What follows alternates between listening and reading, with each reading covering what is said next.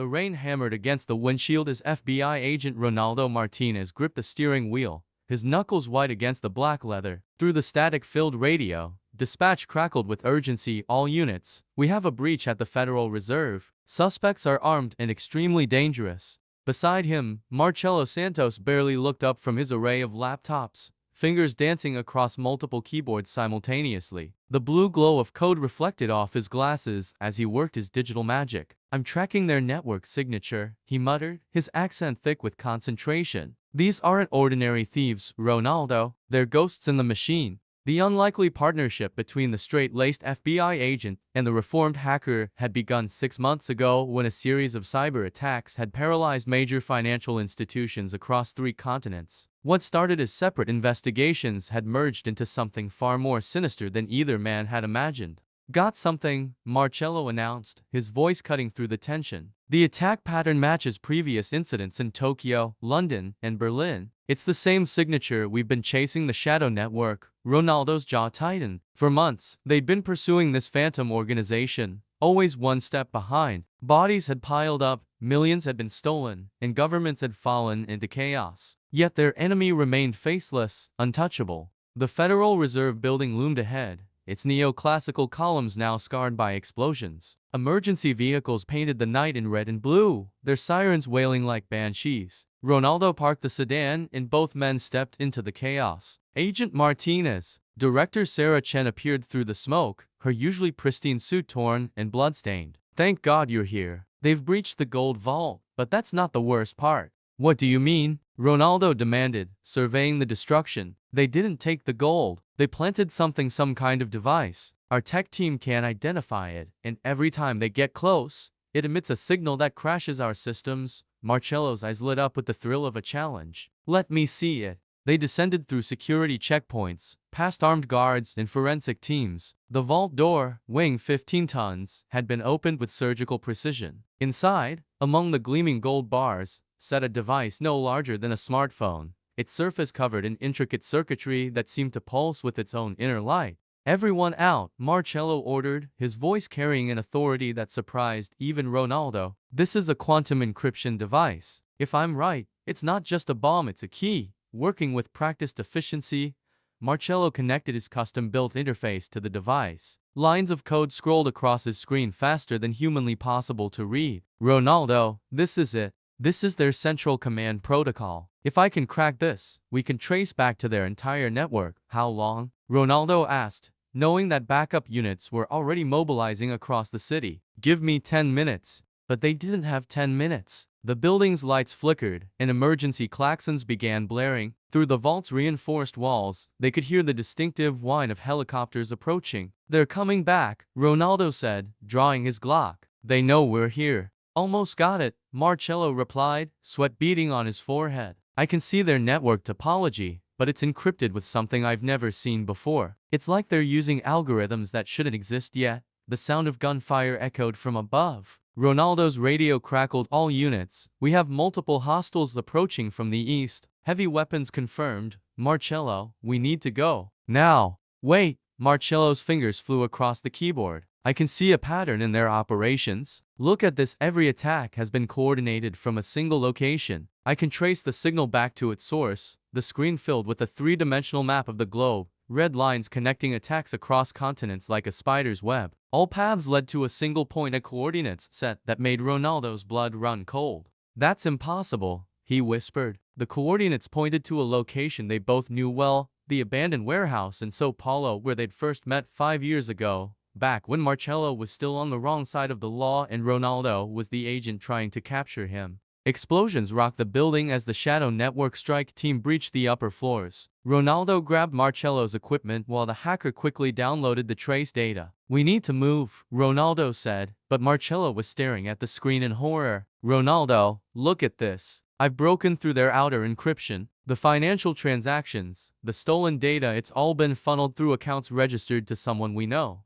The name that appeared on the screen hit Ronaldo like a physical blow: Detective Captain Isabella Reyes, his former partner and the woman who had recommended Marcelo for the federal task force. "No," Ronaldo breathed. "Isabella saved my life in Sao Paulo. She's the one who convinced me to trust you instead of arresting you." The data doesn't lie, Marcelo said grimly. She's been playing us from the beginning. Every operation we've run, every lead we've followed, she's been feeding information to the shadow network. The vault door shuddered under the impact of explosives. They had seconds before the attackers reached them. There, Marcelo pointed to a maintenance shaft. It connects to the subway tunnels. We can escape through the underground. They crawled through the narrow passage as the sound of combat grew distant behind them. The maintenance shaft opened into the abandoned subway system, its tunnels stretching beneath the city like arteries of forgotten history. We need to get to Sao Paulo, Ronaldo said, checking his weapon. If the Shadow Network's command center is really at that warehouse, we can end this. It's a trap, Marcelo warned.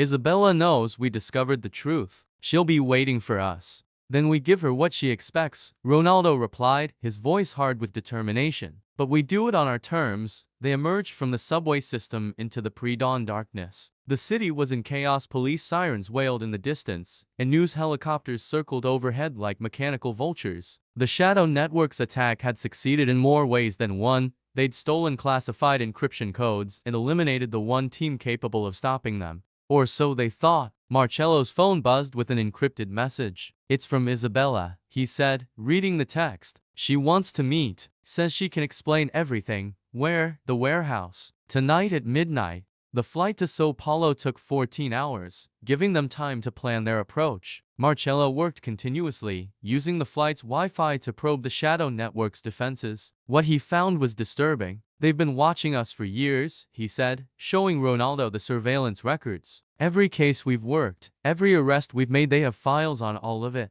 How is that possible? Because Isabella had access to everything. As our liaison, she knew our methods, our contacts, our weaknesses. She's been cultivating this network for at least a decade. Ronaldo studied the data, his mind racing. But why? What's the endgame? Control, Marcello replied. Look at the pattern of attacks. They're not random. Every target has been chosen to destabilize financial markets, crash currencies, and create chaos. Someone's betting against the global economy and winning. The plane began its descent into Sao Paulo's sprawling urban landscape. Below them, the city stretched to the horizon, its lights twinkling like stars in the darkness. They landed at Guarulhos Airport as the sun was setting, painting the sky in shades of orange and red. The warehouse district had changed little since their last visit, still a maze of abandoned buildings and forgotten industrial sites. We go in dark, Ronaldo said, checking his equipment. No backup, no radio contact. If we're right about Isabella, she'll have compromised every communication channel.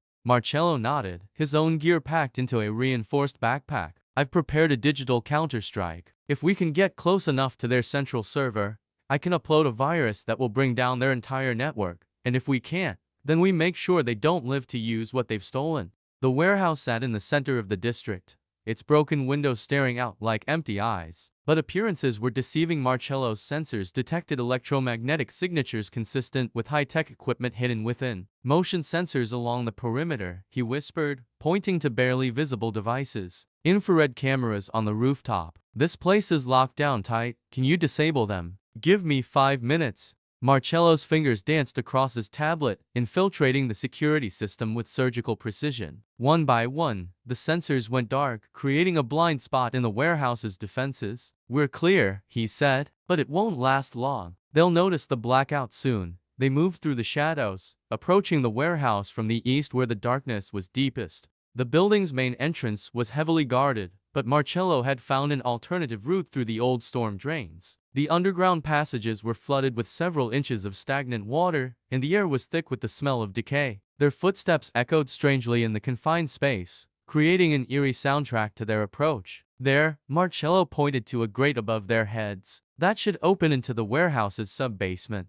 They climbed through the opening into a space that had been transformed beyond recognition. The abandoned warehouse was now a high-tech command center, with banks of servers humming quietly in climate-controlled chambers and massive screens displaying real-time data from around the world. My God, Ronaldo breathed. How long has this been here? Years, a familiar voice replied from the shadows. Long enough to build an empire that spans continents. Isabella Reyes stepped into the light, but she was not the woman they remembered. Gone was the rumpled detective's outfit, replaced by an elegant black suit that spoke of wealth and power. Her hair was styled differently, and her eyes held a coldness that neither man had seen before. Hello, Ronaldo. Marcello. I've been expecting you. Why? Ronaldo demanded, his hand moving instinctively toward his weapon. Why did you do this? Because the system is broken, Isabella replied, her voice carrying the weight of absolute conviction. Governments rise and fall, but the chaos continues. People suffer while the wealthy get richer. Someone needs to take control. By stealing billions. By killing innocent people. By creating order from chaos. The shadow network doesn't just steal money, we redistribute it. Every dollar we take from corrupt banks goes to fund schools, hospitals, and infrastructure in places the world has forgotten. Marcelo stepped forward, his tablet in his hands. You're Robin Hood with a computer science degree. I'm a visionary with the tools to change the world. Around them, the warehouse began to come alive. Screens flickered to life, showing feeds from around the globe. Stock markets crashing, currencies collapsing, and in the midst of it all, carefully coordinated relief efforts funded by the shadow network stolen billions. You see, Isabella said, gesturing to the screens, while governments argue and corporations profit, we act. We've built hospitals in Somalia, schools in Bangladesh, and water treatment plants in Bolivia, all funded by money that was sitting in corrupt accounts doing nothing. But people died, Ronaldo said. Guards, security personnel, innocent bystanders, casualties of war, Isabella replied coldly. Do you think the system will change itself? Sometimes violence is necessary to create peace. Marcelo had been quietly working on his tablet, but now he looked up with a grim expression. Ronaldo, she's not wrong about the redistribution. Look at these financial records, they really have been funding humanitarian projects. Don't tell me you're buying this, Ronaldo said. I'm not buying anything. I'm just saying the situation is more complex than we thought. The warehouse's main doors slammed shut, and Isabella smiled. I'm sorry, gentlemen, but I can't let you leave. You know too much about our operations. This was never about justice, Ronaldo said, finally understanding. This was about power. You wanted to control the world's economy, and you used noble causes to justify it. Control is necessary for change, Isabella replied. Democracy is too slow, too corrupted by special interests. The shadow network operates outside those constraints, and if we don't agree to join you, then you'll be eliminated, just like all the others who stood in our way. Armed figures emerged from the shadows, surrounding them with military precision. But Marcelo had been busy during their conversation, and he smiled as he pressed a final key on his tablet. You know, Isabella, you made one crucial mistake. What's that? You assumed I couldn't crack your security while we were talking.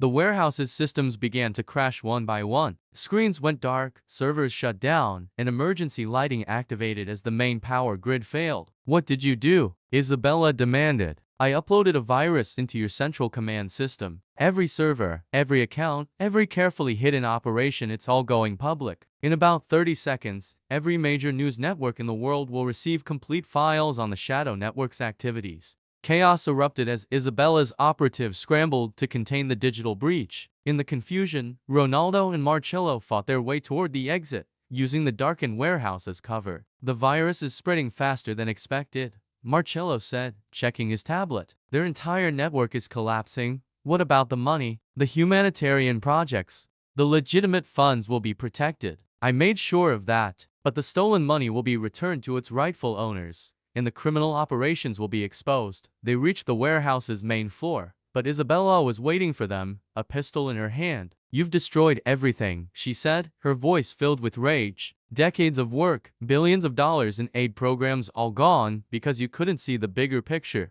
The bigger picture didn't include murder, Ronaldo replied, his own weapon drawn. Sometimes the needs of the many outweigh the needs of the few. That's not your choice to make. The standoff lasted only seconds. Isabella's finger tightened on the trigger, but Marcello's tablet emitted a high-pitched whine that overloaded the warehouse's remaining electronic systems. In the resulting electromagnetic pulse, every device in the building died, including Isabella's laser sight. Ronaldo moved first, tackling Isabella to the ground as her shot went wide. The two former partners struggled, years of trust and betrayal fighting for dominance. You don't understand, Isabella gasped as Ronaldo cuffed her. The world needs someone to take charge. Democracy is failing, capitalism is broken, and people are dying while politicians debate. Maybe, Ronaldo said, pulling her to her feet, but that doesn't give you the right to play God. Outside, the sound of sirens filled the air as Brazilian police surrounded the warehouse. The shadow network's reign of digital terror was over, but the questions it raised about justice, power, and the responsibility of those who possess the tools to change the world would linger long after the last server had been shut down. 6 months later, Ronaldo and Marcelo sat in a quiet cafe in Rio de Janeiro, watching the news coverage of Isabella's trial. The shadow network's activities had been fully exposed, leading to reforms in international banking and increased cooperation between law enforcement agencies worldwide. "Do you think she was right?" Marcelo asked, stirring his coffee. "About the system being broken?" "Maybe," Ronaldo replied, "but breaking it further wasn't the answer. Change has to come from within, legally and democratically, and if that doesn't work, then we keep fighting, one case at a time." Their new assignment files arrived by secure courier reports of a new cyber-criminal organization operating out of Eastern Europe. The war between order and chaos was far from over, but at least they knew which side they were on. As they left the cafe, Marcello's phone buzzed with a message from an unknown sender. "The network remembers. The network endures. The network will return." Ronaldo saw the message and smiled grimly. "Ready for round two?" "Always," Marcello replied, and they walked into the crowded streets of Rio, two warriors in an endless war for the soul of the digital age. The shadow network was dead, but its legacy lived on in the questions it had raised and the enemies it had made. In a world where information was power and power corrupted absolutely, the battle for justice would never truly end. But as long as there were those willing to fight for what was right, there was hope. And sometimes, hope was enough.